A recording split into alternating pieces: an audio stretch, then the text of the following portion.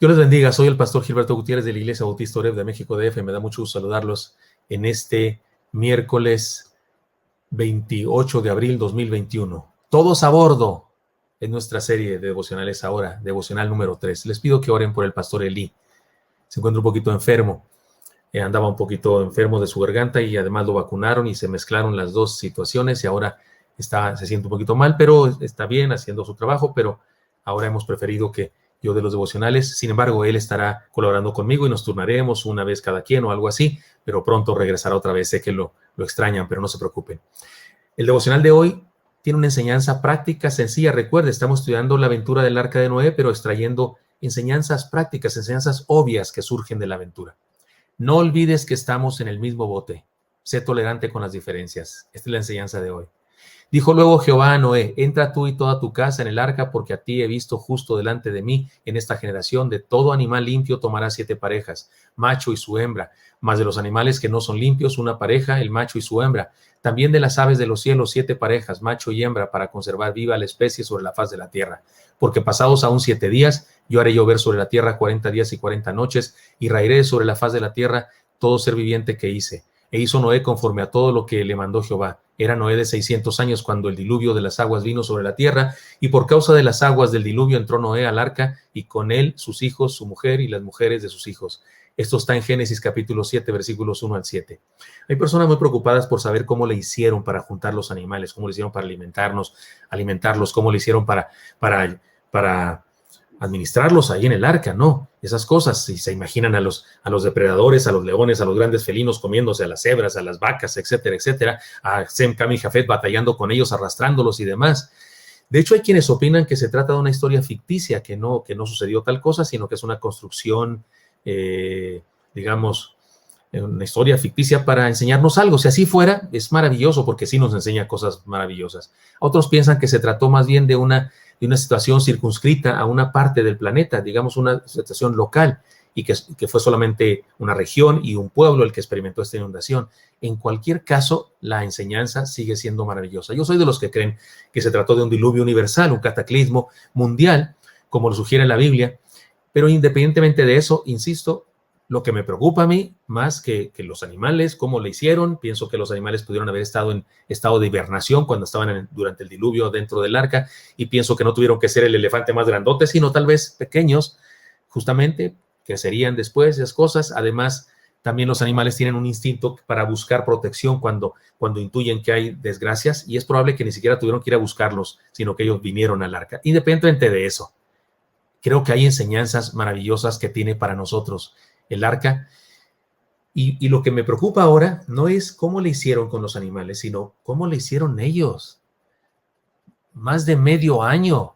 Eran gente que vivía en una aldea, extendidos, territorio, podían caminar por donde quiera, y ahora están encerrados en una cosa en la que nunca se habían subido. No se habían subido ni a una canoa, ni a un barco, ni siquiera una trajinera de Xochimilco como las que hay acá en México.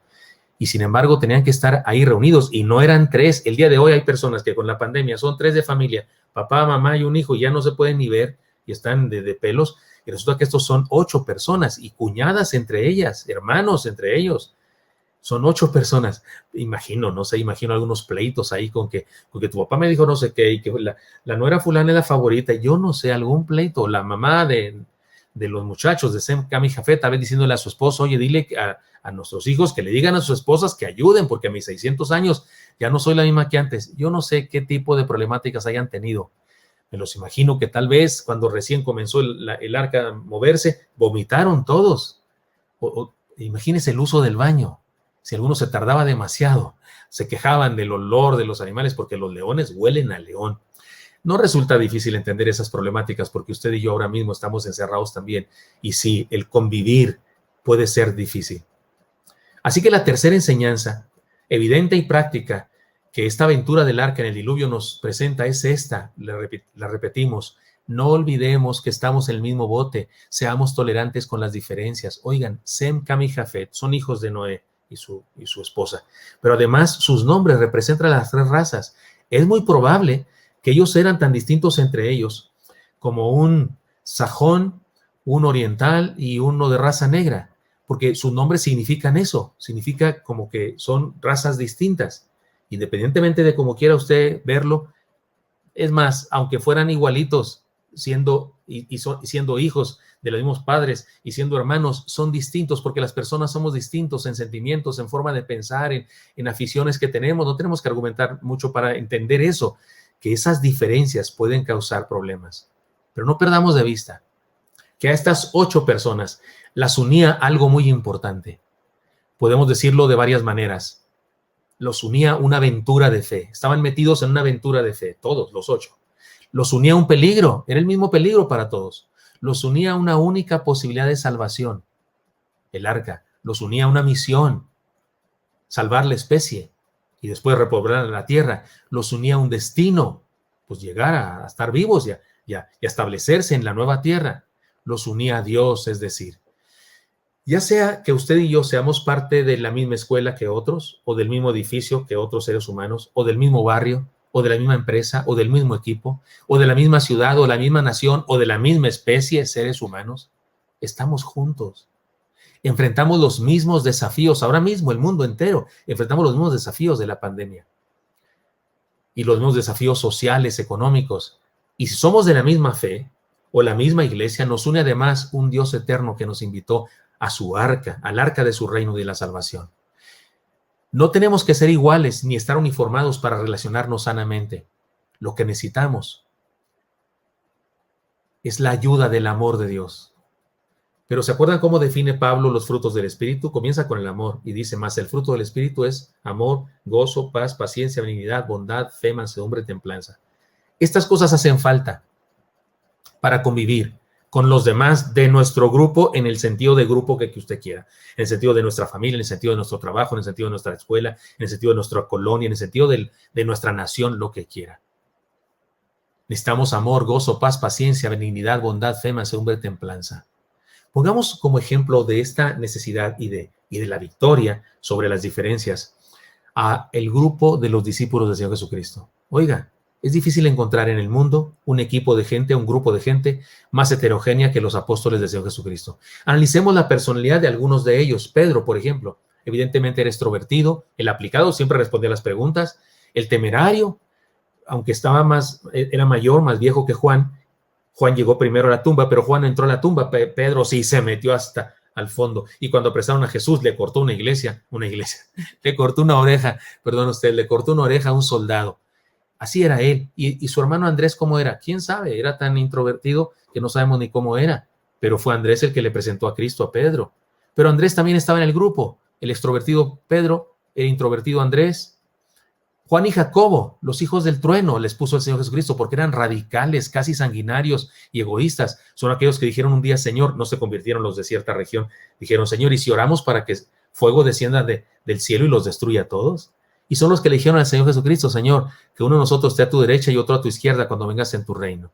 Podemos pensar que eran egoístas, no sé. Simón el Celote, un revolucionario, un activista en contra del orden establecido. Y Leví Mateo, un defensor del sistema, porque era un publicano, trabajaba para el Imperio Romano. ¿Podemos imaginar a estos dos últimos comiendo en la misma mesa?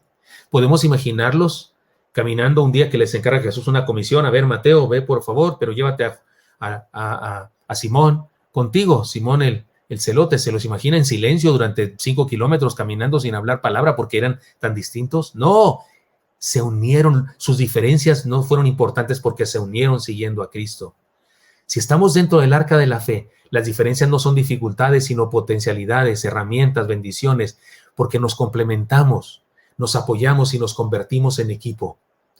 Sin embargo, la enseñanza de hoy no solo es útil para hablar de la iglesia y de las relaciones interpersonales en la iglesia, en el pueblo de Dios. Son el principio, la enseñanza de hoy, de esta aventura del arca, es útil para relacionarnos en cualquier grupo, en nuestro trabajo, en nuestra escuela, en nuestro equipo de estudio, lo que sea. Relacionarnos con las personas que nos rodean, es decir, relacionarnos con los demás. Y, por supuesto, muy especialmente la familia. Por eso, permítanme decir 7 enseñanzas que surgen de esta enseñanza principal. No olvidemos que estamos en el mismo bote. Seamos tolerantes con las diferencias. Déjenme decir 7 cosas que espero que sean muy útiles para usted y para mí.